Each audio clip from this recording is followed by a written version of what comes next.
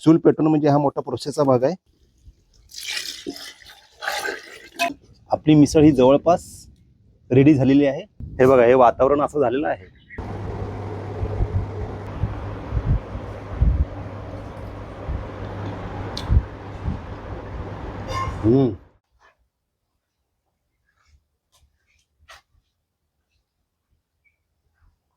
नमस्कार गाववाल्यांनो, आज म्हटलं शनिवार आहे, तर आपण सुट्टीच्या दिवशी काय करायला हवं. तर आज मी ठरवलं आहे, आज आपण चुलीवरची मिसळ बनवायची. आता सुट्टी असली की मला काहीतरी असं बनवायला आवडतं, पण ही चुलीवरची मिसळ बनवायची म्हणजे काय आपल्याला एवढं आपण एक्सपर्ट नाही. एक्सपर्ट म्हणजे नाही, म्हणजे जे काही चूल असते, ती चूल कशी पेटवायची हे आपल्याला जास्त माहीत नाही. पण चुलीवरची मिसळ जी असते ती एकदम चांगली लागते. आणि ही चुलीवरची मिसळ जी मी बनवणार आहे, जो मसाला वापरणार आहे, तो मसाला मी याच्या आधीही वापरला होता आणि जी मिसळ बनली होती ती अतिशय चांगली बनली होती.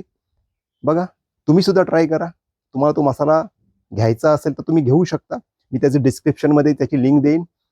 चला तर मग आपण आज चुलीवरची मिसळ ट्राय करूया. चूल पेटवणं म्हणजे हा मोठा प्रोसेसचा भाग आहे. चुलीसाठी आपण बघा, हे नारळाचं माझ्याकडे काही पडलं होतं, ते मी याचा वापर करतो. याने जर आग चांगली लागते. आणि आपण हे बघा, हे नारळाचं आपल्याला ही गोष्ट आहे, हे पण आपल्याला कामाला येईल. चुलीवरची मिसळ खायला सगळ्यांना आवडते, पण जे चूल पेटवण्यापासून जी काही प्रोसेस आहे ती जरा किचकट असते. तर आपण थोडंसं, हे बघा, हे सुक्या झाडाचा पाला आहे, आपण टाकणार इथे. जुन्या काळात लोक जी चुलीवरचं जेवण बनवायचे तेव्हा ते लोकांना असं वाटायचं, अरे काय चुलीवरचं जेवण. पण आता काय झालंय, शहरातली जी लोक असतात त्या लोकांना आता हे लक्झरी झालेली आहे. लोक चुलीवरचं जेवण जेवायला लांबून लांबून लोक येतात. पण जी गावातली लोक आहेत त्यांना ही लक्झरी रोजच मिळते. तर या असा आपला चुलीचा सेटअप झालेला आहे. आता फक्त आपल्याला याला विस्तव लावायचा आहे.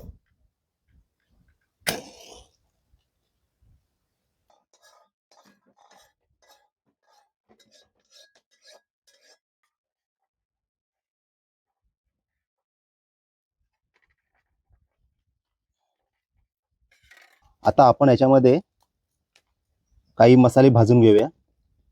हे अर्ध वाटी खोबरं आहे, सुकं खोबरं. थोडंसं लालसर होईपर्यंत आपण याला भाजायचं आहे. आता विस्तव पण चांगला आपला पेटला आहे. धूर आहे, पण करणार काय. चुलीवरचं जेवण, चुलीवरची मिसळ खायचे म्हटल्यावर हे सहन करावं लागणार. कोणताही पदार्थ बनवणे हे एक आर्ट असतं.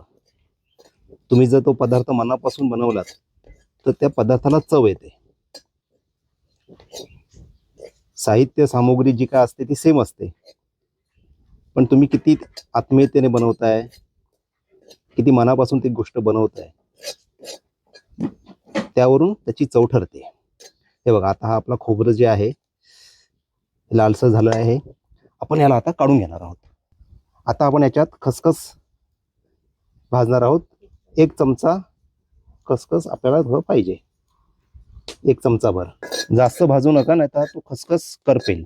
आता आपण याच्यामध्ये बघा, एक पूर्ण मोठा कांदा बारीक चिरून, नंतर 8 लसणाच्या पाकळ्या आणि अर्धा इंच आलं, अशा 3 गोष्टी आपण तेलात परतून घेत आहोत. कांदा गोल्डन पूर्ण होईपर्यंत तेलामध्ये परतूया आपण. हे आपण आता काय केलं आहे, वाटण्यासाठी 1 मोठा कांदा, 5 हिरव्या मिरच्या, मुठभर कोथिंबीर, अर्धी वाटी सुकं खोबरं, अर्धा इंच आलं, 1 चहाचा चमचा जो आपला असतो तेवढं आपण खसखस घेतलेलं आहे. आणि हे सर्व आपण आता वाटण काय करणार आहोत, मिक्सरमध्ये वाटणार आहोत. 4 मोठे चमचे आपण तेल घेणार आहोत आणि याच्यामध्ये आपण थोडं जिरं, एक अर्धा चमचा भर, थोडं कढीपत्ता टाकणार आहोत. 1 मोठा कांदा चिरलेला,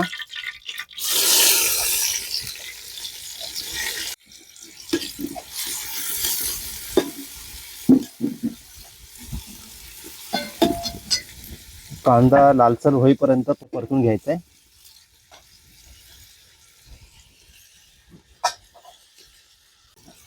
कांदा आपला परतून झाला आहे.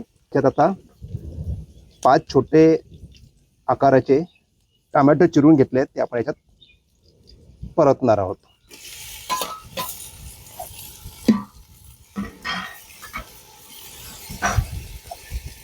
आता आपण याच्यामध्ये आपलं जे वाटण आहे, जे आपण केलं होतं, ते आपण याच्यात मिक्स करणार आहोत.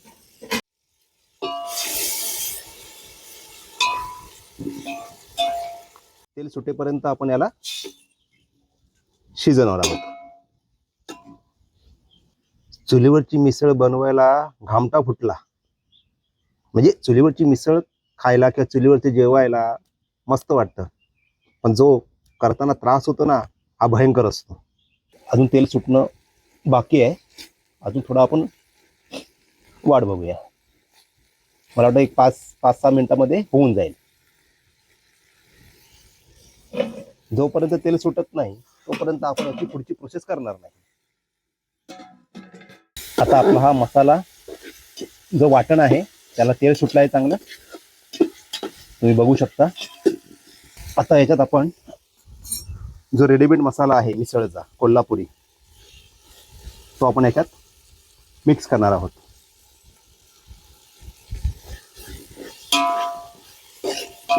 आता तुम्ही किती तिखट खाता यावर तुमचं प्रमाण तुम्ही ठरवा. आता मी याच्यामध्ये आम्ही जेवढं तिखट खातो तो तिखट मसाला आम्ही टाकणार आहोत. आता याच्यात आम्ही किती टाकतो बघा. 1 चमचा, 2 चमचा आणि 3 चमचा. 3 चमचे आम्ही याच्यात तिखट मिक्स केलं आहे. साहित्य कृती सगळं आपण डिस्क्रिप्शनमध्ये टाकणार आहोत. ते तुम्ही बघून तुम्ही ही मिसळ बनवायचा प्रयत्न करा. आणि मला पूर्ण विश्वास आहे तुम्ही ही मिसळ बनवणार ना की तुम्हाला ही मिसळ नक्कीच आवडेल. हे बघा, तुम्ही आता बघू शकता जो आपला मसाला आहे त्याला तेल सुद्धा सुटलं आहे आणि असा लाल मस्त रंग आलेला आहे.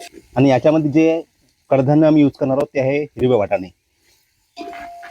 ते आम्ही किती घेतलेत तर 125 ग्रॅम आम्ही हिरवे वाटाणे घेतलेत आणि ते आधी कुकरमध्ये शिजवून घेतलेत. का? कारण प्रोसेस लांब होऊ नये आणि ते हिरवे वाटाणे कच्चे राहू नये म्हणून पहिले ते कुकरमध्ये आम्ही शिजवून घेतले.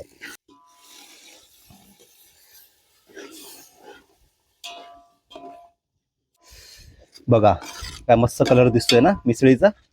आता याच्यात आपण 1200 ml म्हणजे 1.25 लिटर पाणी याच्यात आपण ओतणार आहोत.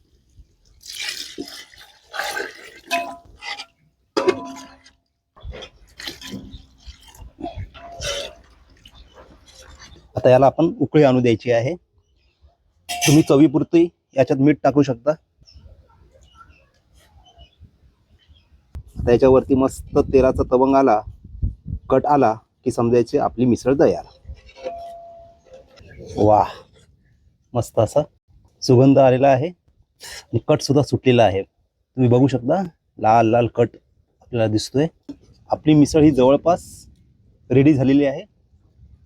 1-2 मिनिटात आपण ही विस्तावरून आपण उतरणार आणि याचा आपण आस्वाद घेणार. आपली मिसळ रेडी आहे, तुम्ही बघू शकता. तर आपण आता याला विस्तवावरून उतरवणार आहोत. तर ही आहे आपली झणझणीत चुलीवरची मिसळ.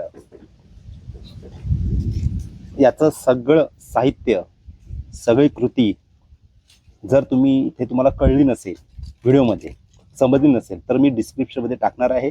ज्यामध्ये मी कोणता मसाला वापरला आहे त्याची सुद्धा लिंक मी तुम्हाला देणार आहे. आणि 101% जो मसाला मी वापरला आहे तो तुम्ही सुद्धा ट्राय करा, तुम्हाला नक्कीच आवडेल. आणि मला असं वाटतं की हा मसाला जेव्हा तुम्ही मिसळसाठी वापरणार, तुम्ही नंतर यापुढे त्याशिवाय दुसरा कोणताही मसाला तुम्ही वापरणार आहे याची मी गॅरंटी देतो तुम्हाला.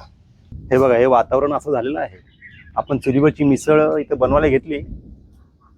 मिसळ तर रेडी झाली आपली, पण ही जर मिसळ रेडी होण्याच्या आधी जर पाऊस पडला असता तर मला वाटतं हा कारभार इथंच आटपला असता. पण आपली मिसळ झाली आहे.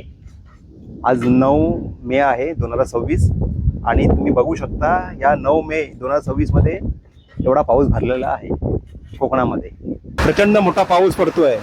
म्हणजे आज आपली चुलीवरची मिसळ काही होणार नव्हती, पण देवाची कृपा आपली मिसळ झाली आणि हा एवढा मोठा पाऊस सुरू झालेला आहे. तर आपण आता चुलीच्या मिसळीचा आस्वाद घेणार आहोत. बघूया कशी झाली मिसळ. आता आपली मिसळ तयार आहे. आता आपण ही मिसळ सजवून खाऊया.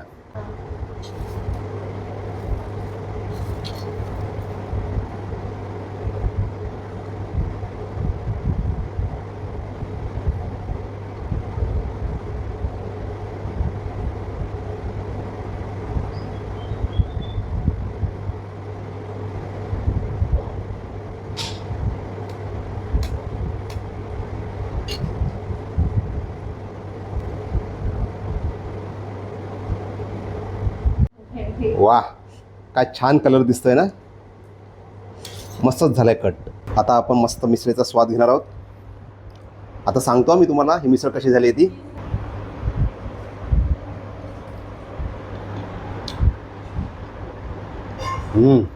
एक नंबर.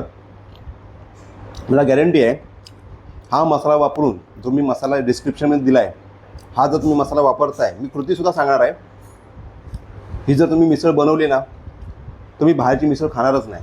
तुम्ही ही वारंवार मिसळ तुम्ही घरी बनवाल आणि खाणार. 100% गॅरंटी आहे.